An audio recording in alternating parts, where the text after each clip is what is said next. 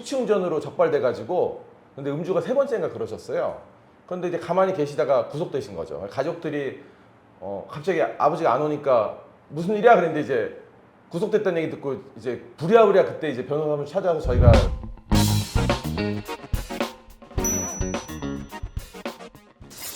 그리고 이번에 보니까 이제 최강야구 좋아하는데 요즘 최강야구 인기 많잖아요. 올해 야구 프로야구의 인기도 많고 최강야구도 인기 많은데 장원삼 선수가 숙취운전으로 음주에 단속이 되면서 접촉사고를 일으켰나 봐요. 그러니까 이제 후진하다가 부딪혔다고 들었어요. 숙취가 있는 걸 모르고 운전을 하다가 사고를 내고 음주운전을 한 것으로 그렇게 돼서 하차를 하게 됐는데 참 요거 숙취운전 참 안타까워요.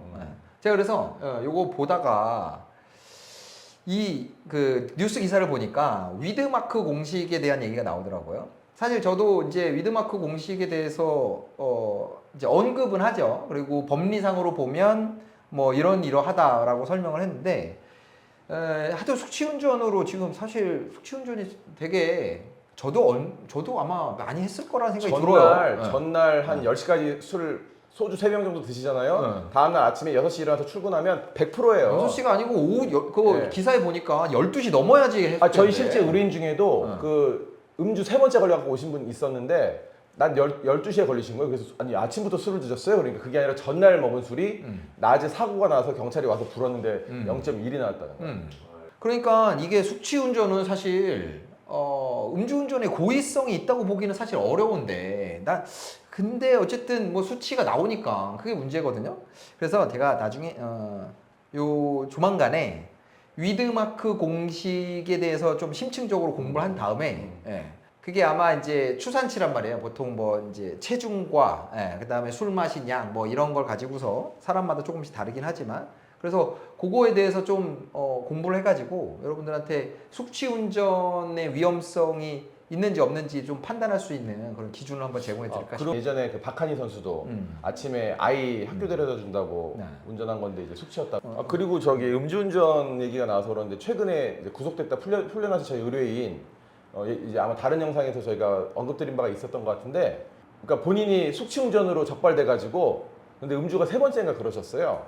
그런데 이제 가만히 계시다가 구속되신 거죠. 가족들이 갑자기 아버지가 안 오니까 무슨 일이야 그랬는데 이제 구속됐다는 얘기 듣고 이제 부랴부랴 그때 이제 변호사를 찾아서 저희가 노력을 열심히 했지만 변호사님이 엄청 노력을 했는데 맞아요. 못 나오셨어요. 항소심에서 기각됐어요.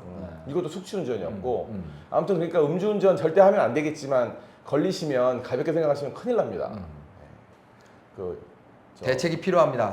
뭐 혈중 알코올 농도가 음주 수치에 해당할 거다라는 걸 인식하면서 숙취운전을 하는 사람은 별로 없을 거란 말이죠. 그래서 그런 점들이 사실은 음주운전 사건에서는 양형에서 어느 정도 반영이 되는 경우가 있어요. 그러니까 아예 저녁에 술 먹고 바로 그냥 운전대를 잡은 거랑 한잠 자고 일어나서 이제 괜찮겠지라고 생각하고서 운전대를 잡은 거랑은 당연히 죄질에서 차이가 있는 거죠.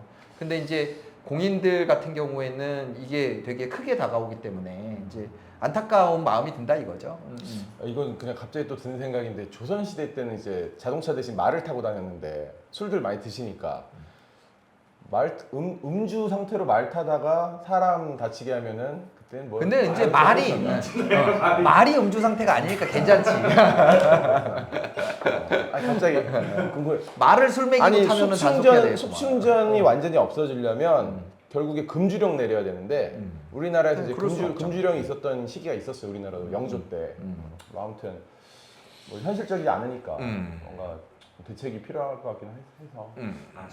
저 같은 경우는 이제 피곤하거나 아니면 뭐 업무를 봐야 되는데 뭐 낮 시간에 다녀야 될 때가 많다고 그러면 뭐 전날 술 하나도 안 먹었어도 대리운전 기사 불러서 다니는 경우도 있고 해요.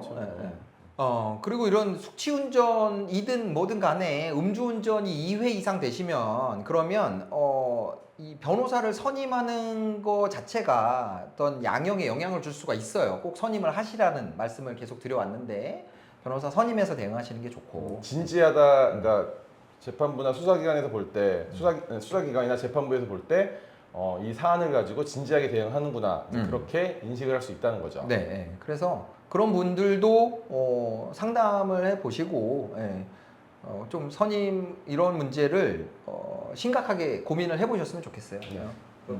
음주운전의 경우도 예전에는 약간 공식이 있었어요. 뭐 처음 걸리면 벌금 뭐 200만 원, 300만 원, 두 번째 걸리면 500만 원, 세 번째 700만 원. 그때부터 뭐 그러면 집행유예.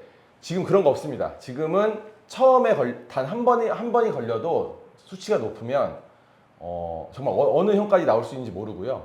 두 번째부터는 실질적 구속의 위험이 매우 높아요. 그렇기 때문에 절대로 안이하게 대응하시면 안 되고 본인이 어떤 일로 인해서 음주운전 두 번째 이상의 연료가 됐다. 반드시 전문가의 도움을 받으셔야 됩니다. 자, 오늘도 안전운전 하시고요. 혹시 사고가 발생한다면 법무법인 LKS 이기루 변호사 잊지 마시고요. 구독, 좋아요, 알림 설정 꼭 부탁드립니다.